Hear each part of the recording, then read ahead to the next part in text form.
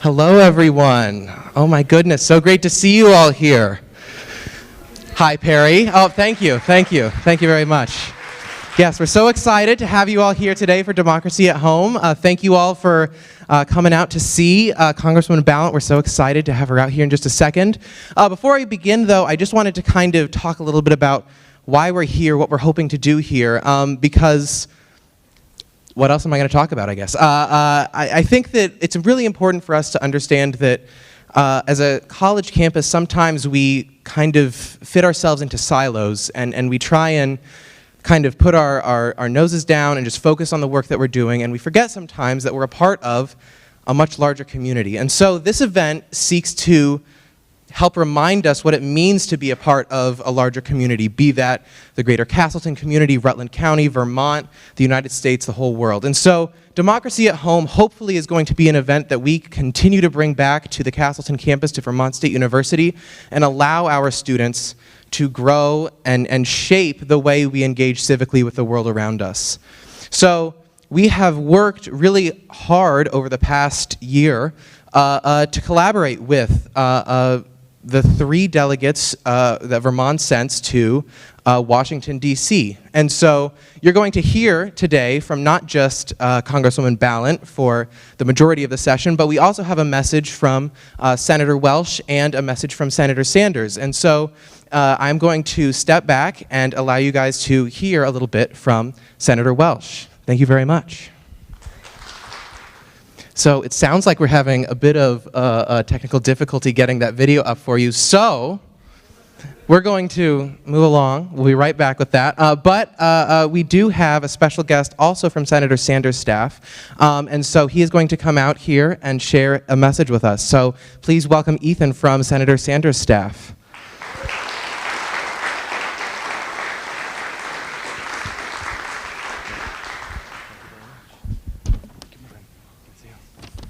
Good afternoon, how's it going? My name is Ethan Avendanya Lawrence. I'm an outreach representative for Senator Bernie Sanders. It is an honor to be here with you. Wonderful to see you all. I cover education as an outreach representative, including higher education, youth, and mental health care for the Senator, amongst other things, including the arts. But I'm here today to read a message from Senator Sanders. Unfortunately, he wasn't able to be here today. Busy schedules, we all understand, but it was important that our presence was felt here, especially with this really important discussion. Dear friends, I'm sorry my schedule does not allow me to join you, but I want to thank all the young people who are here today to come together for our democracy. Thank you to Professor Rich Clark. Can't quite see where you are. Anyway, Professor Rich Clark and Perry Raguzis for organizing this really important event. We are living in the most difficult moment in modern history. The American people today are angry. They are anxious about their present reality, and they're worried about their future. We have a corrupt political system, a dysfunctional government, and a growing economic anxiety for millions of Americans. Faith that our flawed democracy can respond to the needs of working families is ebbing. And more Americans believe that authoritarianism might be the way to go. If you feel anxious and overwhelmed about what's going on, I need you to know that you are not alone. And it is easy to understand why many fall into depression and cynicism. This is a state of mind. We have to resist, not only for ourselves, but for the future generations. The stakes are just too high. Despair is not an option. We must stand up and fight back. Whether they are Democrats, Republicans, or independents, Americans want change, real change. This happens when we stand up and we fight together against the forces that work so hard to divide and conquer us. Real change happens when millions of older people, young people, working people, low-income people, people of color, and folks in the LGBTQIA community come together to demand that our government works for all of us and not just the 1%. That our country respects the fundamental dignity of every human person. This is a moment in history that cannot be ignored. This is a struggle that we cannot sit out. The fate of our planet is at stake. Democracy is at stake. Human decency is at stake. However, I am optimistic about the future young people can play in creating a better future. I am hopeful, and I hope you are too. More than anything, today's event is about becoming involved in the political process. What's important is that you find your voice and that you use it. That is the essence of democracy, an informed citizenry that is engaged in the issues that impact their lives. Listen to people who disagree with you. Debate in a respectful manner. Learn and grow from those conversations. I am proud of the tremendous leadership you and other young people have shown, and I hope you will continue to stay engaged and move us forward to a stronger democracy. Keep up the great work. Senator Bernie Sanders.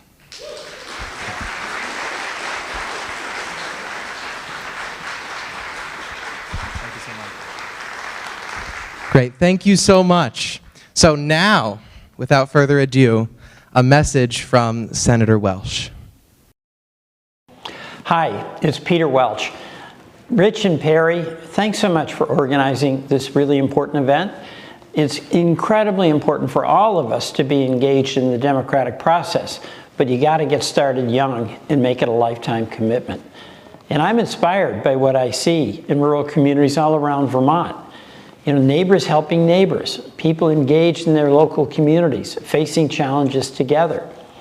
And our democracy is imperiled by the endless fighting about nothing. But what I found is that the issues facing Vermont, when we focus on the issues, they are facing the folks in Kansas or Idaho. They need broadband. They need functioning community hospitals. Folks are concerned about the price of groceries. And the way to make progress is by acknowledging that many of the challenges we face are shared.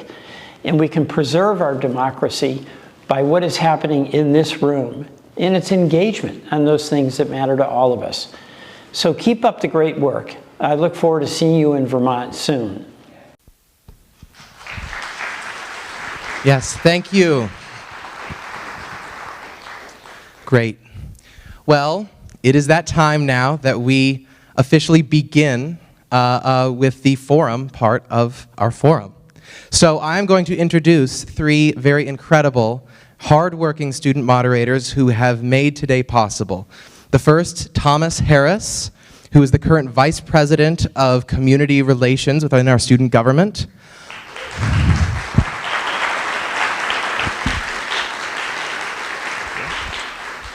Olivia Ruskowski, who is a current delegate and chairs the Sustainability Committee within our student government.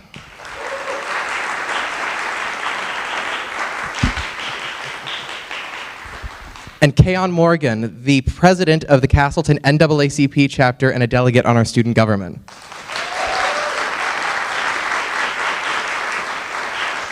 These three moderators have worked very hard, very diligently to come up with the questions that we are going to be asking here today. And so it is my great honor and with great excitement that I now welcome to the stage Congresswoman Becca Balint.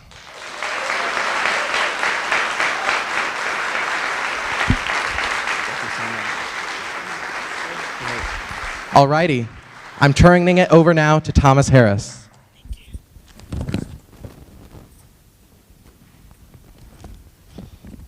Hello all, and welcome once again to... Is it on? No.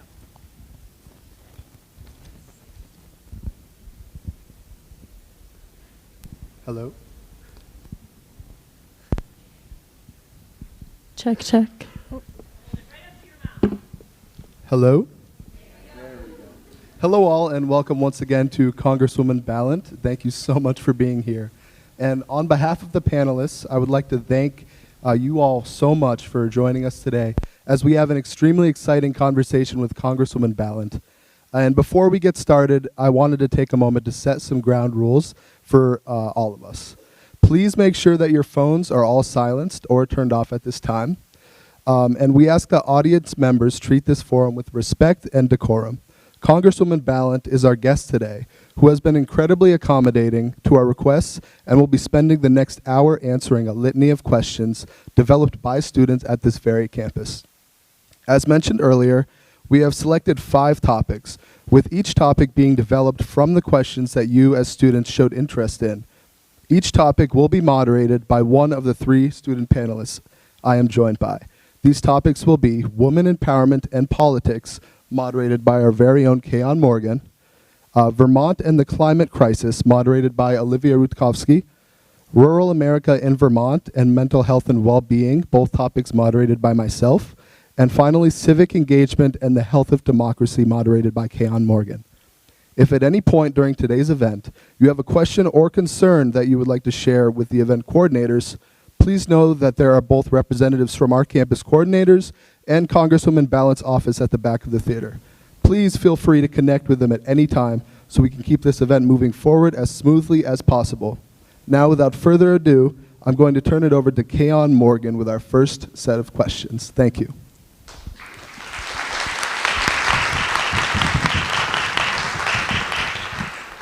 Thank you so much, Thomas. Okay, so our first topic today is women empowerment in politics. So to start things off, Congresswoman Balint, we would really like to take a moment to focus on you and your story. So what was it that first engaged you with politics, and what is it that keeps you involved in politics? Can you hear me?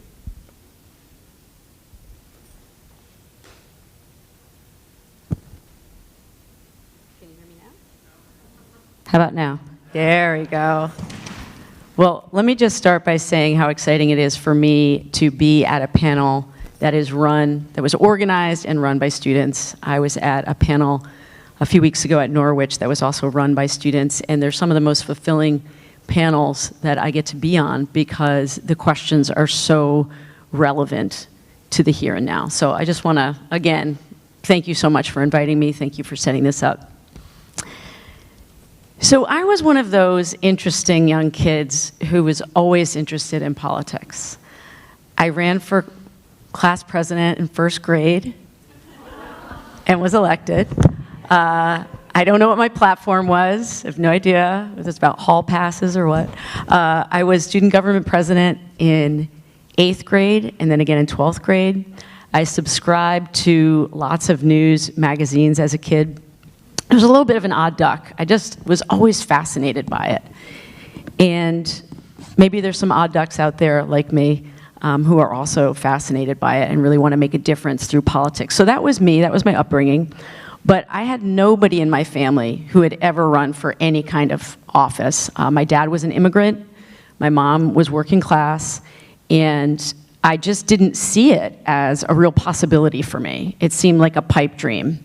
And I actually didn't run for office until much later, after I had a career in education. And the thing that really inspired me the first time I ran, so I ran for the state senate in Windham County, it was watching my kids, 2 little kids at that time, watching their school go from 50% of the kids qualifying for free and reduced lunch to 70%. Which is an indication of families living in poverty. And I got very interested in finding out what was happening in our economy that was making it so difficult for families in my county to make ends meet. And was able to use so many of the stories that I had heard in my classroom from my students. I taught in 4 different rural public schools in Vermont, from students, from families, from other colleagues, to really inform the work that I did in the legislature. And it isn't easy to run as a woman. A true story. This will give you an indication of what I mean. Last election cycle, I was campaigning with Peter Welch in the Quechee area of Vermont. And it was about climate change. And it was a great event. Bill McKibben was there. It was wonderful, huge turnout. The woman comes up to talk to me, and I'm so excited because I think she's going to talk to me about climate change, which is what the whole thing was about. She comes up and she leans in and she said, "You really should think about getting Botox." And I was stunned and sort of chalked it up to, just a strange situation. I ran into that woman again at an event a week and a half ago. And she comes up to me and she says, "I don't know if you remember me, but..." I'm like, "Yeah, I remember you, lady." And she's like, "I don't know if you remember me, but I was that one that sort of, like, maybe inappropriately or awkwardly, mentioned Botox." And I said, yeah, I remember you. And she said, so I apologize for that, but you really do need Botox. She doubled down. She doubled down. I mention this because it can get in your head. And I can guarantee you no one ever went up to Bernie Sanders or Peter Welch and told them they needed Botox, right? So there's that first level of being a woman politician, in that you are judged on your looks every day.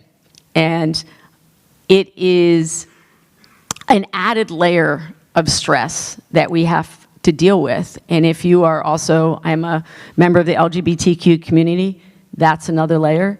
If you're a person of color, that is another layer of the obstacles, the challenges that you have before you even open your mouth.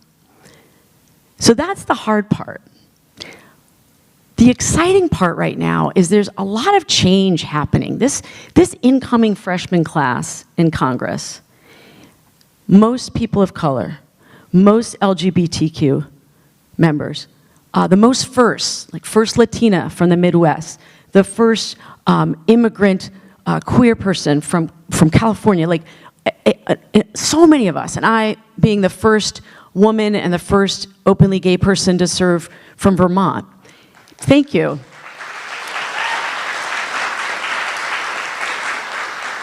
And I mention that because that's when government works better, when we truly look like America. And I was at the Vice President's house last year, which I can't believe I get to say that, but I do. And I looked around the table, and it really did look like America. So many women of color with me, so many men from working class backgrounds who never imagined that they would be in Congress. So change is coming. It's not coming fast enough, for sure. But I am feeling incredibly hopeful, and I hope that I can use my platform to bring up more people behind me who never imagined that they could serve in Congress, because I'm one of those people, and I'm doing it.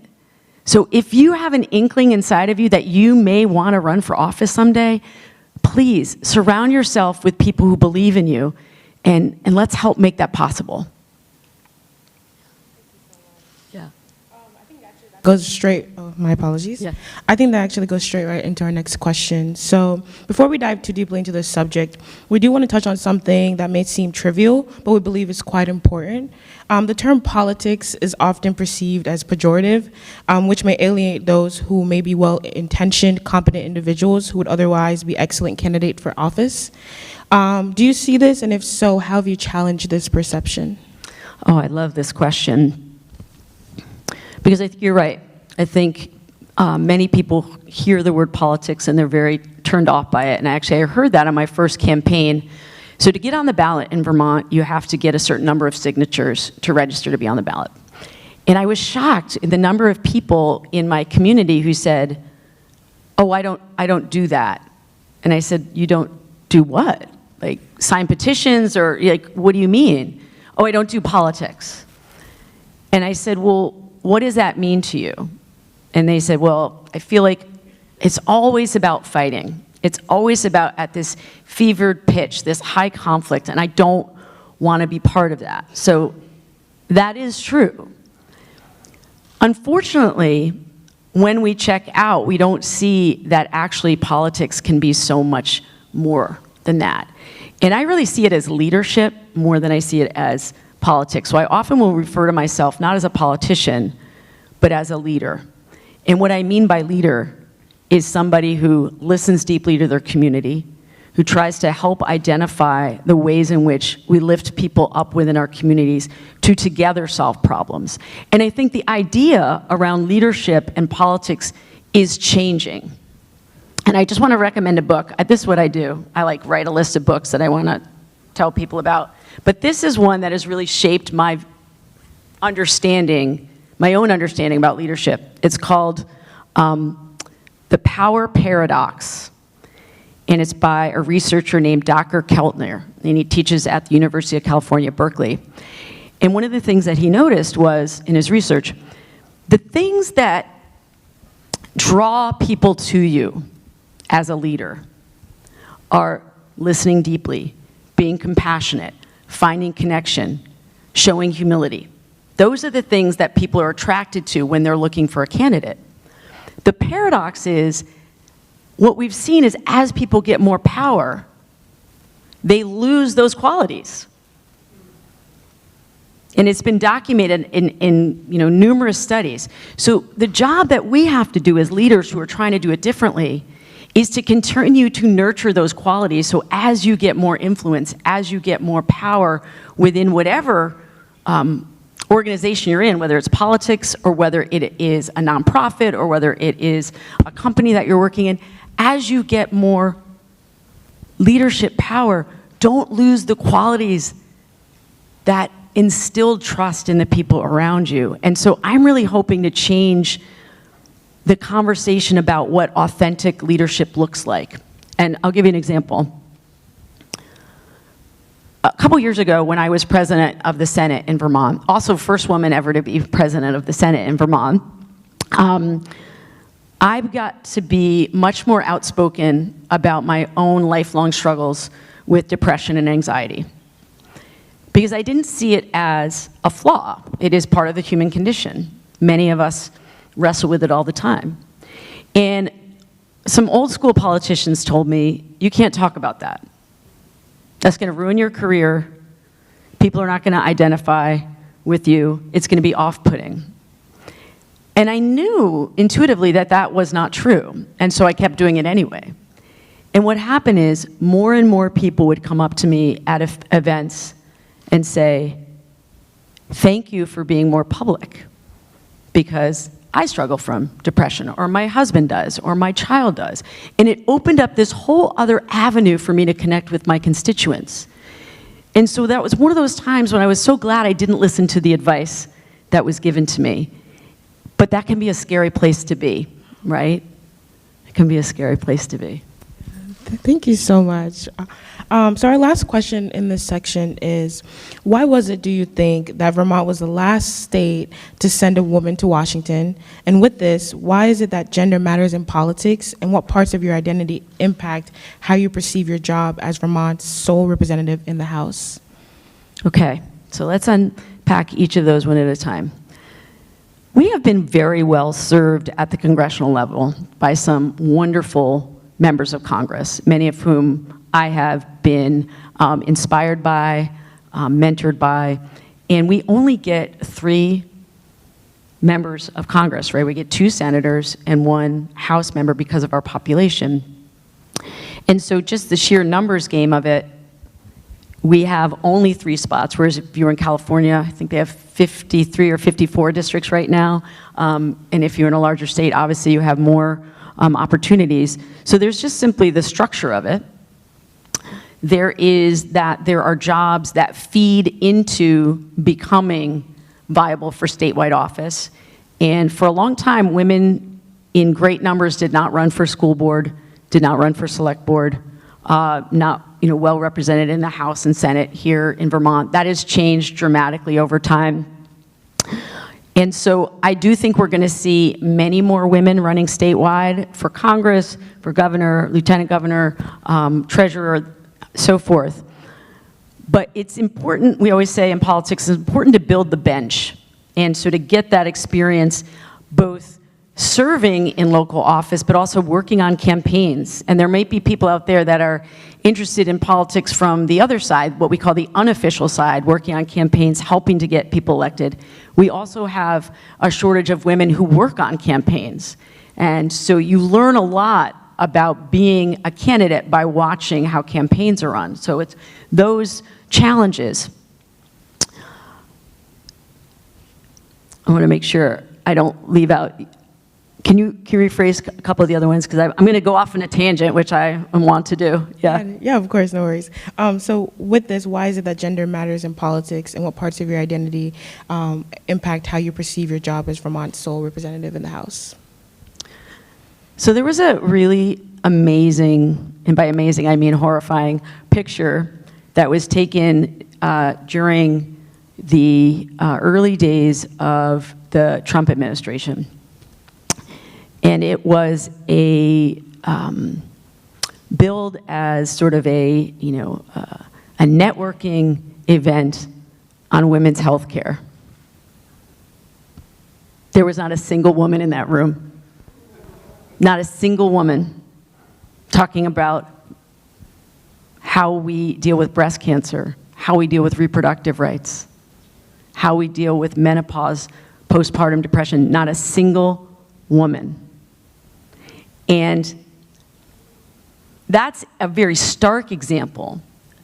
The conversation will absolutely change in a room when you have people, whether they are women, whether they are trans women, whether they are non-binary folks, who have the experience of having a uterus or menstruating or having a baby. And it was shocking to me that this picture made the rounds on national news, and it took days for people to start commenting on it because it was what we were so used to seeing. So conversations change, policy changes when you're in the room as a woman. And I can tell you, when I was the majority leader in the Vermont State Senate, we had some contentious caucus meetings when the women of the caucus really wanted to codify reproductive rights in statute, because we saw what was coming down the pike with the Supreme Court and legislative pushes across the country to restrict access to abortion. We wanted to codify it in statute and also eventually put it in the Vermont state constitution, which we did, both of those things. But we had conversations with our male colleagues saying, why are we doing this? Let's do something that is relevant to more Vermonters. Let's do some work that matters to people right now. And I can tell you, the women would huddle after those meetings and vent and be so frustrated and just it would give us that fire in the belly to continue to push the process. And the other thing that we got told were, you're exaggerating, you're overreacting, they're never gonna overturn Roe v. Wade. I can't tell you how many times I heard that. It's not gonna happen. So sometimes you have to be that voice, just pushing, even when people are dismissive. And I will also say, because I think it's important to say, I've also had incredible mentors who have been male politicians. And so I just want to be clear, this is not about, as a woman, I can only see leadership mentors in other women. But I do think it's important for us to acknowledge that policy is better when you have more perspectives around the table. Yeah, thank you so much. Absolutely. I'm going to move on to section 2. Yep.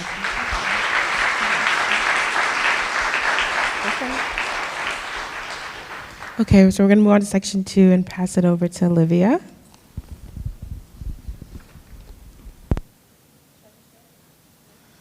You hear me? Oh, there we go. All right.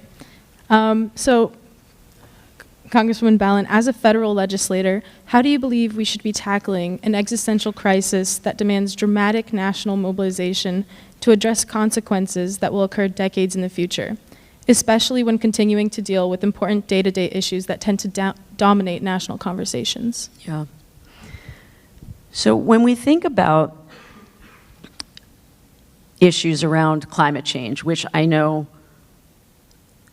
not just in this country, but if you look at the data worldwide, 62% of young people, and they're identifying that, up to age 25, 62%, if you average worldwide, are deeply concerned about the climate crisis, to the extent that many people are feeling some anxiety and depression actually around a sense of futility. And when I look at how climate change is already impacting our life in Vermont, it's not happening in some other place to some other people, it's happening to us. So if we see what happened in the floods last summer and impacting so many communities, when I see how it's impacting the farmers' growing season, when it impacts so many students, when I go around to high schools and middle schools, a lot of students want to talk about the climate crisis. I see us needing to tackle this on several different tracks. So one is the policy track, right? Making sure that we are passing federal policy one that complements policy that's happening in the state to help combat climate change, making massive investments like we saw during the first administration of the Biden presidency, making huge investments in green energy, in making sure that we have resiliency plans in place, that we are making sure that any sort of investments that we're making to rebut climate change is not just focused on big cities, but is also focused in our rural areas. So there's the policy piece that's critically important. But there's also this other thing that I've really been struggling with, which is the way that we're talking about the climate emergency is having the opposite effect that we want to have, right? So we've been talking about it as it is an existential crisis. It is something that is requiring so much of our attention. But I fear that the language that we're using has made it such that people feel less empowered to do work on it than more empowered. And I have a 14-year-old, or almost 14-year-old, and a 16-year-old, and we talk about this a lot at my kitchen table. And as a former educator, as a mom, and now as a legislator, I want people not to feel a sense of fatalism about it. I want some realism about the moment that we're in, but also understanding that if we give into cynicism, if we give into a sense of hopelessness, where will we get the energy from to dedicate to solving the problem? And I haven't hit on the solution yet, but these are the things that I'm really struggling with. And one of the voices I think that I am able to bring to the table around this issue is, as I mentioned earlier, around how do rural Americans understand the climate crisis and how does it impact us? And I had a really interesting conversation with a senator who's very experienced, not one of our senators, but someone who does a lot of work in this area. And when I said to him, how are we going to roll out these policies so that they work in less populated areas, so they work in rural America? And he was adorable and also maddening, because he's like, that's a really good point. I was like, we have to make sure that we're not leaving communities behind. And it's one of the things that I was hoping to hear from the audience today as we go on. If we have time for a Q&A, or if you're passing questions up here, I'd love to hear from the audience. What do you want to hear us talking about in terms of climate change and climate action that will stir people to action and not check out? Because that's what I fear. A lot of people are checking out because it feels too overwhelming. Have I answered your question? Yes, thank you. Okay, all right. That actually perfectly segues to my next question. What do you believe are the best strategies for combating the climate crisis and implementing systemic sustainability? How should we address any aesthetic, recreational, and ecological concerns? And what can young people do to fight for their future? Yeah. So I think first and foremost, whenever we're talking about how to address the climate emergency, you have to meet people where they're at. You cannot be shaming and blaming people around their carbon footprint. You just can't. Nobody, I don't care what the issue is, nobody wants to be made to feel like what they're doing is shameful. And sometimes it shows up in Vermont if somebody is driving an electric car or a hybrid car. And sometimes, and we have, in my house, we have one electric car and we have one gas-powered car. And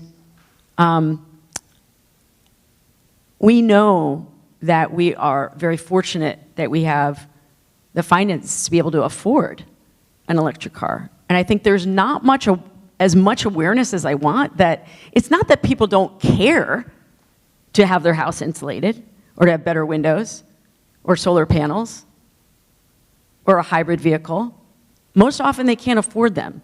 So policy that acknowledges that, and again, doesn't leave behind people of limited means and say only people who can afford to winterize their home, only people who can afford to put solar panels on, those are the virtuous ones. That doesn't serve us. And so I've been so pleased with work that we've done both at the state level and at the federal level to say, we need to be investing those funds so that lower and moderate income families can do those things. We make it possible for them to do the things that they already want to do, but can't afford to do them. And, you know, I wanted to, when you were talking about how do you get young people more engaged on this issue, I've been thinking about how there are ways in which all of us can talk about this moment around the climate emergency, coming at it from ways in which that may not be top of mind. And this is something I wanted to share with you. This is not an uplifting thing, but I think you will understand where I'm coming from. So in 2022, researchers at a university analyzed 41 studies that looked at extreme weather events. So floods, droughts, heat waves, wildfires, those kinds of things. And what they found is that gender-based violence, so domestic violence, partner violence, goes up in the aftermath of extreme weather situations because people are under a tremendous amount of stress and anxiety, and traumatized people need support. We know that when we look at post-traumatic stress disorder in people that have experienced climate catastrophes, goes way up. When you look at the rate of suicide in this country in the ag community as it relates to places that have had severe drought and hardship in trying to make their family farms work, goes up. And aggression goes up around these emergencies that happen. And it's the data bears this out. So I bring this up because the ways in which we get involved in other issues often have an impact on climate. And whether it is working on issues around mental health, investing your time, doing that kind of work, investing your time at a shelter that takes care of families that are undergoing violence at home. In my case, I have been doing so much work on housing, building more sustainable housing, building more housing that is more weather tight, that you can get involved in projects in your community that you don't think are necessarily related to the climate crisis, but they are, and all of that is important. And we feel better when we're engaged in a project that we're committed to that feels not so enormous, right? Because individually we're not going to solve the climate crisis. But if you know you're investing your time and energy into building more renewable energy or more housing, we know that the feedback loop is such that you're investing your energy, your time, you're feeling better, and then you're not feeling so overwhelmed about the crisis. So those are the kinds of things I've been thinking about. Thank you so much. So now, speaking more about Vermont itself, what do you believe the state needs to do in order to prepare for climate refugees in the coming decades? Yeah, the climate refugees are already here. They're already coming. And, I don't think I need to tell anyone here, we have a severe housing crisis in Vermont right now. And there are many reasons for that. And we know it became much more acute during and after the pandemic, which was not a climate emergency, but it was an indication of things to come in many ways. And so I have met numerous people in my home state, my state district when I was in the legislature is Windham County, who moved here to escape wildfires. Multiple families who have come here to escape wildfires. So it's already happening, and we anticipate it will be many, many more. And so we do have to think about how do we make sure that the housing that we're building, that the transportation that we're building is going to serve both new arrivals and the people who have been here. How are we going to make sure that communities around the state are going to be able to withstand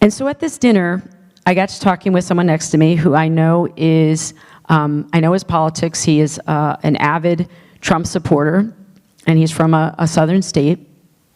And I think we both realized, like, let's steer clear of the presidential election. Let's have a pleasant dinner and steer clear of that, which we did. And in the course of the dinner, I realized so many of the issues that he was dealing with in his state, and he represents a rural county in the South, were so similar to the issues that I was dealing with. Issues around the opioid crisis, issues around the scourge of fentanyl. And he had come up through his legislature in the same way I'd come up through mine. And we spent a good long time just talking about what rural life is like for so many Americans. And for that half hour, we weren't Democrat and we were Republican. We were two members of Congress talking about rural issues. And I try to do that in so many of the caucuses that I'm part of. So I'm also part of the bipartisan Rural Health Caucus, that we show up and we say, you know, what are the mental health struggles that you're having in your community? Lack of providers. We can't find enough psychologists. We can't find enough psychologists. We don't have enough good housing, which we know impacts mental health. And when we can stick to finding the overlap, we can get work done. Now, you'll never see any of that on CNN, MSNBC, Fox, News Nation, or any of the other cable networks that churn out news 24 hours a day. Because it isn't sexy to know that I sat down with this representative and we talked about the issues of rural America and how are we going to deal with the opioid epidemic. Or I sat down with a colleague next to me on the other side of me, it's a Republican who he's so concerned about the health and state of the democracy. Nobody covers those stories.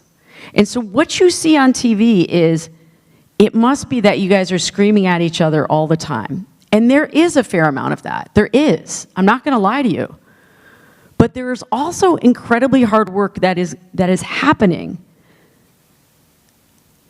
Because most of us ran because we care about our constituents. And I do think there are two kinds of people in Congress right now.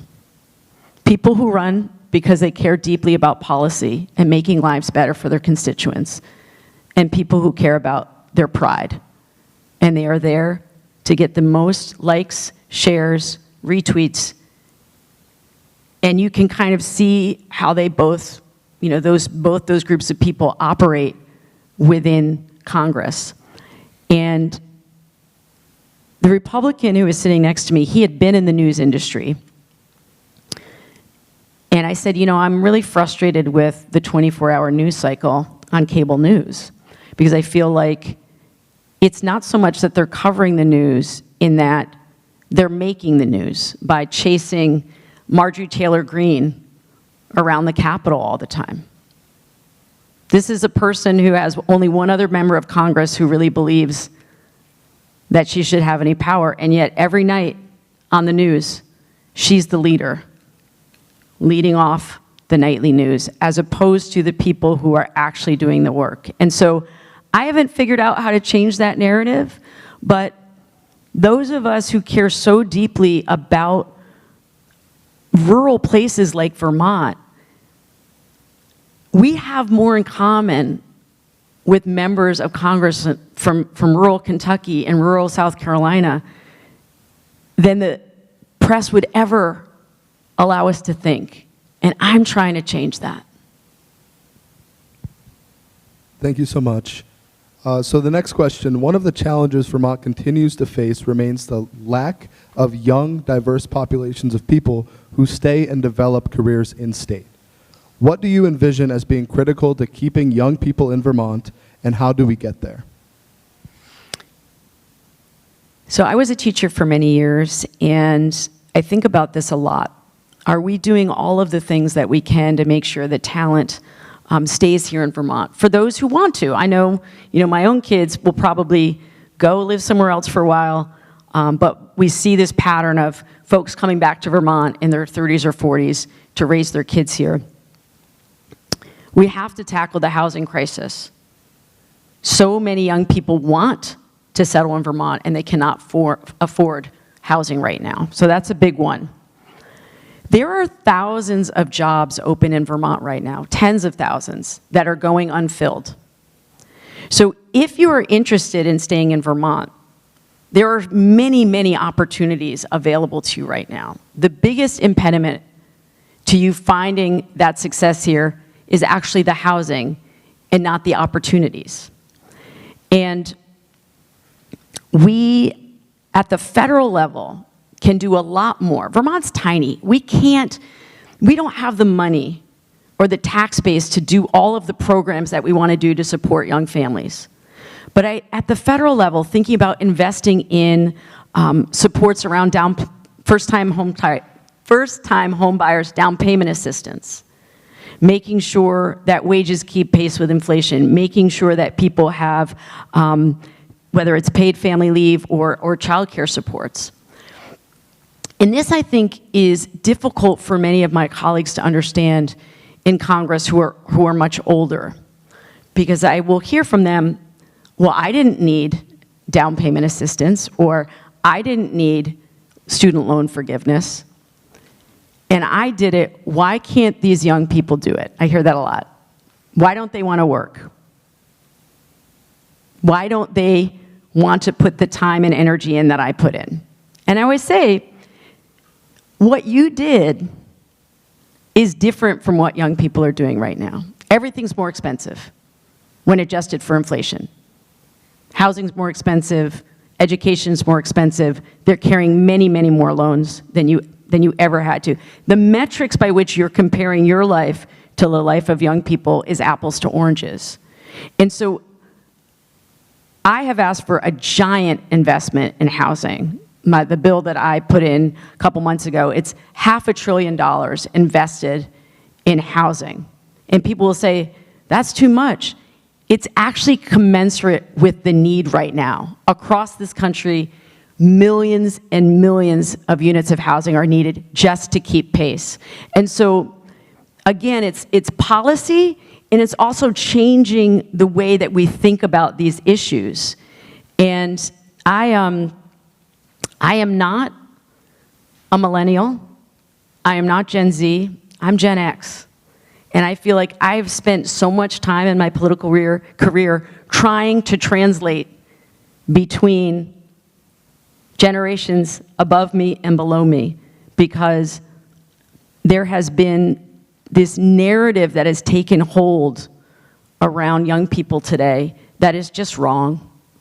And it's holding us back from passing the legislation that will support young families and make it possible for them to stay in Vermont. Thank you so much. That was fantastic. So with the next topic, we're going to be talking about mental health and wellness, and I will still be moderating this section. So yeah. Congresswoman Balint, as a mother and former public school teacher, what are your thoughts on the rise of remote learning, even at institutions like Vermont State University, which has become a hybrid instruction institution? I think there's a place for remote learning, absolutely. I think it's interesting. I have two kids, and one did well with remote learning, and one, during that pandemic, lost most of his learning during that time. He just couldn't figure out how to make it work for him. And so I want to make sure that we understand that we will never be able to replace a direct classroom experience with everything being online. And that for some students, that is a way for them to participate when they might not be able to otherwise. So I think hybrid has a lot of potential. I get deeply concerned that we have a crisis of loneliness right now and disconnection. And it's such a national crisis that our Surgeon General has actually really dedicated his work to trying to ameliorate this. And this was happening prior to the pandemic, but the pandemic made it more acute. And I think as we continue to get more comfortable talking about mental health, it frees up this space for all of us to be more open about the supports that we need to be successful, whether it's in our careers or in education.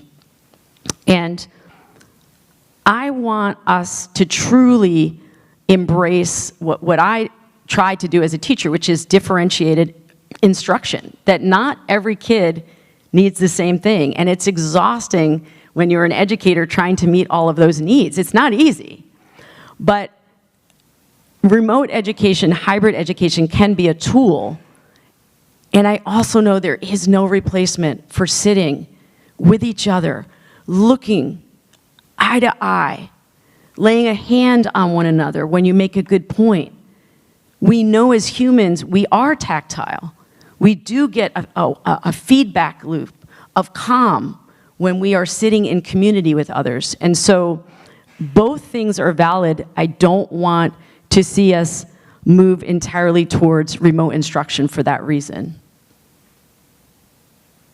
Thank you so much. So you recently voted yes on the bill just signed by President Biden that will either force the sale of TikTok from its current parent company or ban the app in the United States. In interviews, you cited one of the reasons for your vote being directly related to mental health and the well-being of young Americans. Would you please elaborate on your reasoning and perception of this bill's significance? I really appreciate that. I know a lot of people are feel very strongly about this vote either way, so I'm glad we're talking about it. I have been so heartsick as I travel around Vermont and talk to students, primarily middle and high school students, who will say to me, I'm addicted to my phone and I don't want to be. I know I should turn it off. I know I shouldn't be doom scrolling, and I can't help it. And I can't ask for help from my parents because they're doing the same thing. And I'm not, these are direct quotes from students, okay? I'm not happier for it. I feel worse when I see my friends, posting these things that I think have been curated. Like, I know they've been curated. They're not having the most fabulous time all the time, and yet I can't help but feel bad.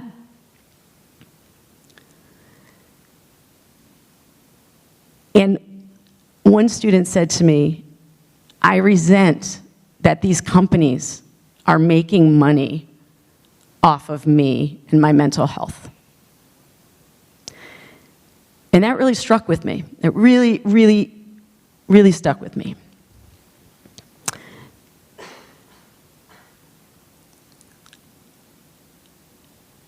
We know that there were many people in Silicon Valley who knew that the product that they were creating was highly addictive. They knew it gave people this dopamine hit, so they're going to come back for more. And there were people who were working on that technology that were essentially whistleblowers at that time, saying this is an incredibly potent tool, not just to keep people online when they don't necessarily want to be there anymore, but to drive us into extreme positions through algorithms.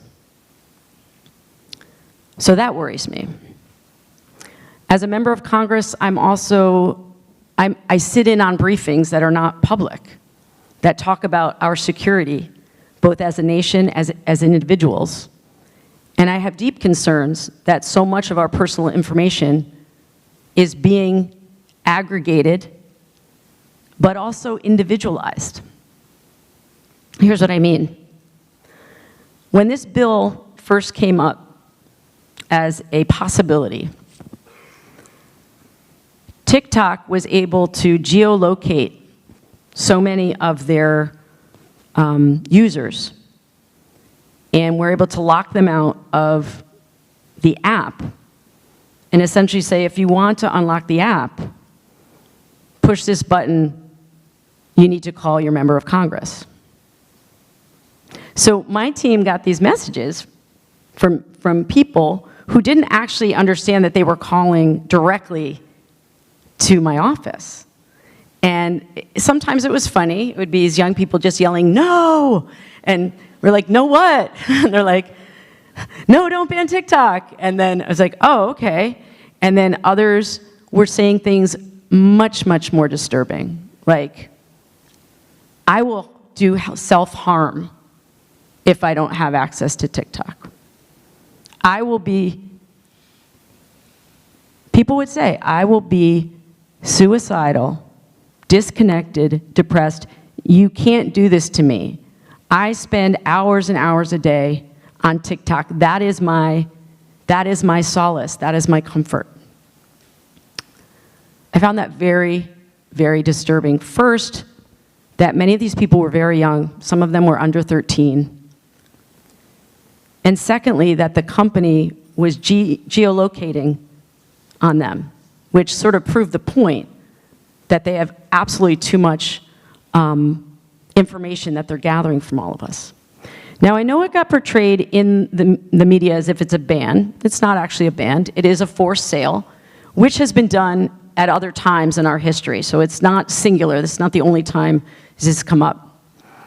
I don't know if it's the right thing, if this is the avenue that is actually going to get us to take this seriously. But I certainly cannot continue in this position and not try something.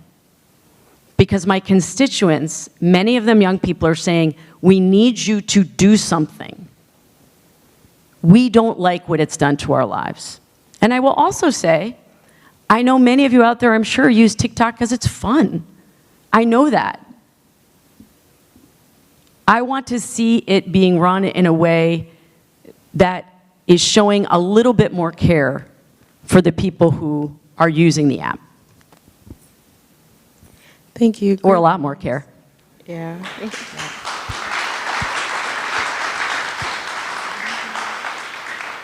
So our final question in this section is, how has, in your opinion, increased national focus regarding gender and trans issues contributed to mental health issues, particularly among young people? So how has my attention increased? Is that what you said? Or? Yeah, like increased national focus regarding gender and trans issues contributed to mental health. So when I entered Congress, I was assigned to two committees. One was the Oversight Committee, the other was the Budget Committee. And in the first few months, one of my colleagues who had been on the Judiciary Committee decided to leave Congress early. He retired and took a different job. And he had been an outspoken, openly gay member on the Judiciary Committee, and he had done a lot of work around equality legislation. His name was David Cicilline, and he was one of my mentors. And when he left, there was, and it's a very big committee, dozens of people on that committee. And he said, Becca, when I leave, there isn't going to be anyone on there that directly feels the impact of this hateful legislation geared at the LGBTQ community, and I want you to think about transferring from the Oversight Committee to Judiciary Committee. I had no idea when I did that how much time I would be spending defending my rights and the rights of LGBTQ plus Americans across this country. I'm glad I'm there, and it's also incredibly discouraging that we are at this moment. So we can have differences of opinion about policy, even as it relates to pretty much anything. I will engage with anyone on any issue as long as they're engaging with me in good faith.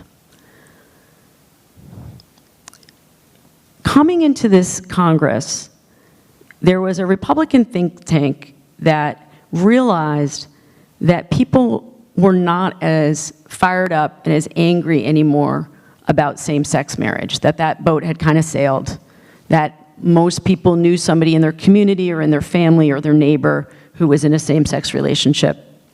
And so that didn't have the same visceral draw to drive people to the polls. And they landed on the issue of trans kids and their families, because they did polling and research and they found out fewer people thought they knew a trans member of their community. Fewer people thought they had ever met someone who identifies as trans. And they took advantage of the fact that people themselves felt uninformed and ignorant on that issue. And there was a great expose, I can't remember if it was in the Washington Post or the New York Times, on this concerted effort to find an issue that would be incredibly potent and divisive. And what that has meant is I have had to sit through hearing after hearing in which my colleagues demonize and dehumanize my fellow Americans, whether they are people who identify as trans or if it's their families. And there is so much cruelty and mean-spiritedness about how it comes up in committee that it's shocking. I was not expecting that. And I am, you know, like a lot of people my age, I'm in my 50s. I look pretty good for 50, despite the whole Botox thing, I think. I think I look pretty good. Like many people in my 50s, I'm coming up to speed on these issues too. The young people they're leaps and bounds ahead of us in talking about these issues. And so I am always open to engagement and learning and trying to figure out how to be the most supportive ally. I didn't know that while I was figuring out how to be a good ally, I would be doing it on national TV all of the time, in real time. And the number of parents of trans kids who would come up to me after my hearings, and they'd see it on C-SPAN or on CNN or MSNBC, and they'd say, "Thank God somebody is speaking up for my family." They talk about us like they hate us, like we are responsible for what is wrong with this country. And there was, obviously I feel very strongly about this, and I'm getting emotional, but I was in a hearing in which the witness that we brought was a Republican, conservative woman who'd never voted Democratic. Republican, conservative, mom. Oh, she's also devoutly Christian, mom of a trans kid. And she had to sit in that hearing and hear my colleagues say horrible things about her and her family. And she was like, "I am like you. You're a Republican, I'm Christian, I'm conservative. This isn't about that. This is about families, it's about supporting my kid. Like, why can't you see that you are making my child a political pawn?" Those are the hardest days that I have in Congress, in that committee, when I see so much meanness and cruelty for political purposes. And I wanted you to hear the emotion in my voice, because we all need to get back to talking about our fellow Americans, whether we understand their lives or not, that they are worthy of love, that they are worthy of support, that they are human, that they're worthy of being treated with basic human dignity. And if we can't do that as elected officials, there is something seriously wrong with the system that promotes these people into leadership. Thank you so much.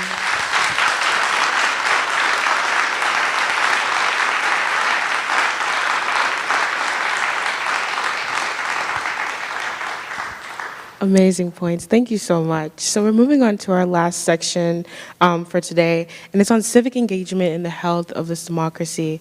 And so the first question is, across the nation and on this very campus, young people have been advocating for Election Day to become a federally recognized holiday. First, do you support these efforts, and how do you believe such a move would impact voting in America? Yes, I absolutely do. I think in some jurisdictions we make it incredibly difficult to vote. And so in Vermont, we've done a better job than in many states. So you have automatic voter registration. So if you if you fill out application for a license, you're automatically registered. If you want to register same day at the polls, you can do that. We've made it very easy here, but that's not the case because we don't have federal law that dictates that. So there's so much work to be done on the structure of being involved in voting across the country. So that's one piece, is like, we can motivate people to get to the polls, but if structurally we make it difficult for them to get registered and to get there, then it's kind of hollow, right? It's kind of a hollow promise. So federal legislation that really makes it easier for people to be involved. We in Vermont also allow folks with a felony conviction to vote. That's not true in many jurisdictions. There are issues around the hours of polling places. I would like to see that, to have a national standard about that. You shouldn't be, it shouldn't be a situation where you are in line for hours and hours to cast a vote. That's just, patently that is not meeting the needs of the electorate. So there, again, structural issues. In terms of how to make the work that we do, I think what's under your question is, how do we make the work that happens in government relevant to young people so that they would want to be involved? And it's so important to make the connection between when you advocate for a particular policy initiative and you go all in on it, and maybe you're frustrated because you don't get everything that you want the first time out, right? I know we have seen that in social movements throughout time, certainly. But we have to understand that because government is representative, it is messy, it's arduous, it's not instantaneous, it takes time. What I want young people, and by young I mean, really anyone under 40 in this state is young, so like, we have an aging population. I want to see folks engaged not just on election day, not just in the lead up to a presidential election, but understanding that the real work of being involved in the electorate is what happens in between. It's marching and it's chanting and it's having sit-ins and it is pushing people for accountability and change, absolutely. That's why we have these incredible First Amendment rights here that are not guaranteed in many parts of the globe. Absolutely, that's part of it. But equally important is to engage in hard conversations and stay. Too many Americans right now, they show up at a meeting, they yell, they say their piece, and then they're out. And I don't mean specifically young people. We see this at town meetings and city council meetings across this country. People come in, they yell, they leave. Maybe in that moment they feel better, maybe. But we have lost the ability, I think, to say the hard stuff and stay to hear the answer, even when that person disagrees with you. And that is training I think we all have to do. I think some of it happens in schools, but some of it happens in communities. Some of it happens in families that I am still learning how to do that.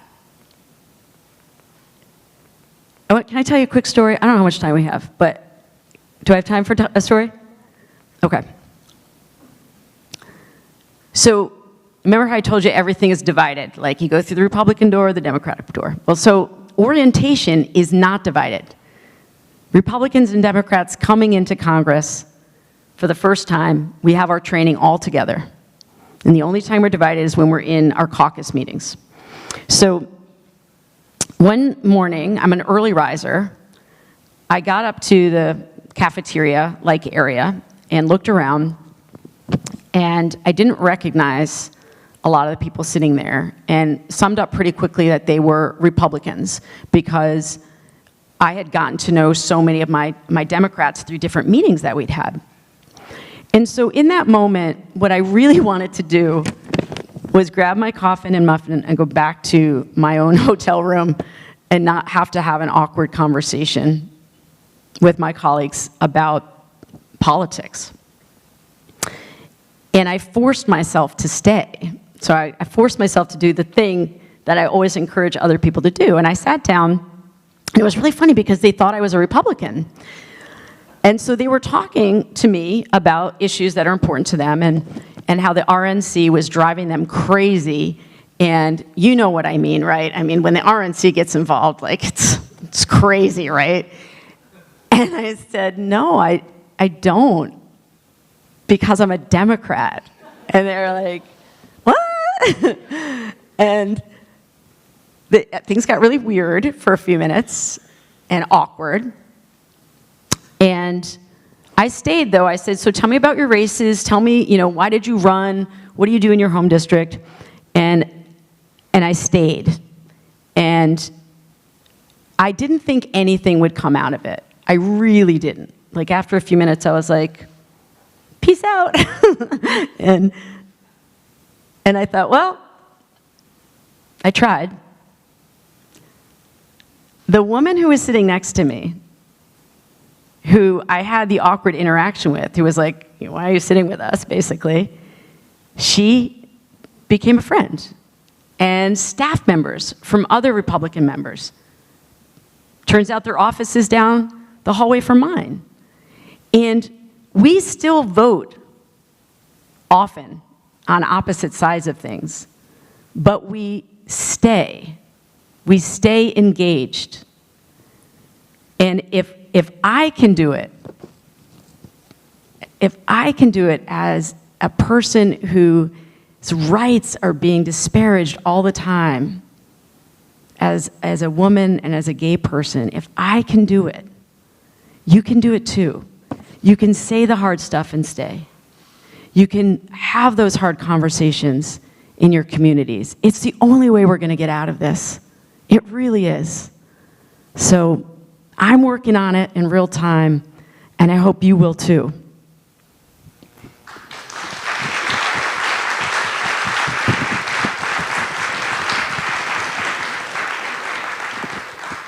Thank you so much. This is a fairly lengthy question, so please bear with me. When this event was first announced via campus-wide email, one student messaged the event coordinators upset that there would be no conservative representatives up on stage with you this afternoon, and accused them of being non-inclusive and one-sided. When asked by the coordinators to take this as an opportunity to pose challenging and important questions that might spark a more diverse conversation, they were told that they had no questions to ask and were not interested in participating in the event. How do we, or should we, talk about democracy itself when it's perceived as such a partisan issue? Have you seen any trends or events that you believe might have contributed to this rising ideology?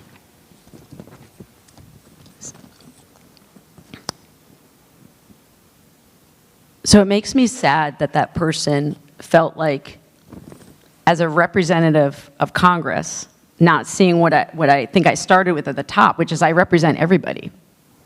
And that I should be accessible to someone who agrees with my positions as to someone who doesn't. And that in an open forum, right, I want a diversity of opinion. I want to have my ideas challenged. I want people to kick the tires on what I say that my policy is and see if it really is the right policy. And so I'm hoping that in future, my staff also can think about how we put out information about events. Obviously, I didn't organize this one, but like thinking about how do I put out information saying, no, truly, all are welcome. This is about democracy. This is about government. It's not about, little d Democrats. So I think we always have more work to do in that area. I think that, honestly, I really think the way that news is covered now in a constant barrage has been one of the things that it has made it difficult for us to not see engagement on issues as you won or you lost. There are winners and losers. Because that's not how I see my job at all. That I don't go into a committee thinking I'm going to try to win this argument or try to win this debate. And I think we've been trained to get into a aggressive stance, and that we've forgotten that as scared as we are, as anxious as we are, as worried about the future as we are, I can guarantee you the person down the street that has a different kind of lawn sign than you have, they're also feeling scared and worried. And I think so much of that partisanship comes from feelings of worry and despair, and a news media landscape that drives that. That they get more eyeballs when we're outraged. They get more of our attention when they stir up anger. And I had a friend who, she's a writer, her name's Amanda Ripley, and she wrote a fantastic book called High Conflict. And she used to be a journalist, a short form journalist, and she left the news media and writes books now because she said, today's news is not fit for human consumption because it's just driving the rage all the time. And I'm not saying there isn't a place for anger. Anger can move you to action, absolutely. It's when we are enraged and we stay there. It actually doesn't drive us to action.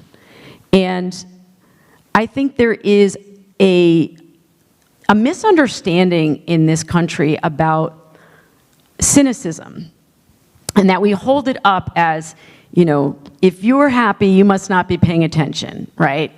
That if you're paying attention, you'd be a cynic because everything's awful. The problem with that is cynics don't live as long, cynics don't have as much human connection, cynics don't achieve as much in their jobs. So we have this sense that somehow they're smarter and more successful because they're so cynical and nobody can take advantage of them. But what happens is they drive people away from them. And so it's like this weird feedback loop.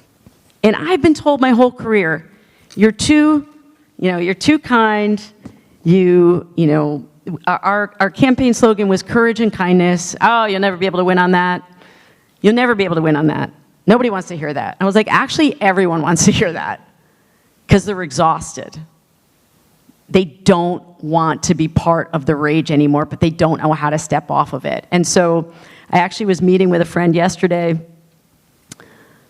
who is in communications. And I said, I need to sit down with you for a couple hours, and I want you to help me figure out how I can use my platform to change this dynamic. Because I'm not happy with it. I don't want to be part of it. I don't want to drive the rage. And right now, the people who are most angry in Congress and the most over the top are the ones that have the more likes, the more followers, the more shares. So it's a perverse incentive. So I'm trying to figure that out. Thank you so much, Congresswoman Balint. Thank you so much for just being here today and having a conversation with all of us. We're right near time. So to kind of close out, do you have any remarks or anything you want to say to us and the audience before we wrap up this event?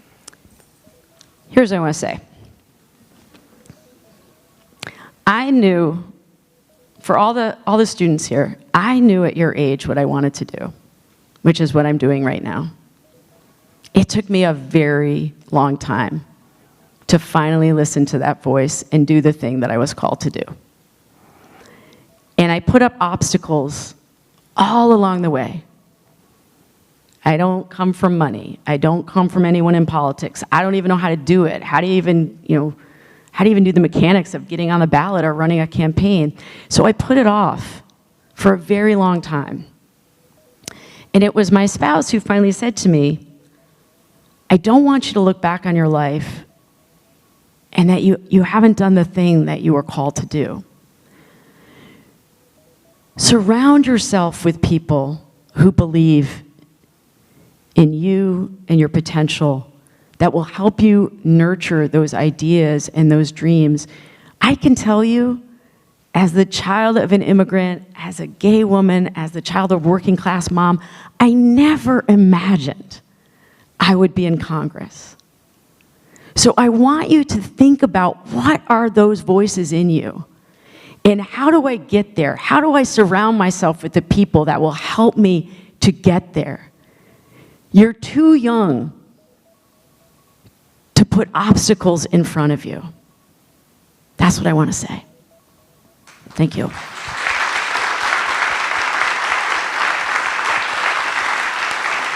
Let's hear it for the moderators, please. The moderators and the organizer. They did a phenomenal job.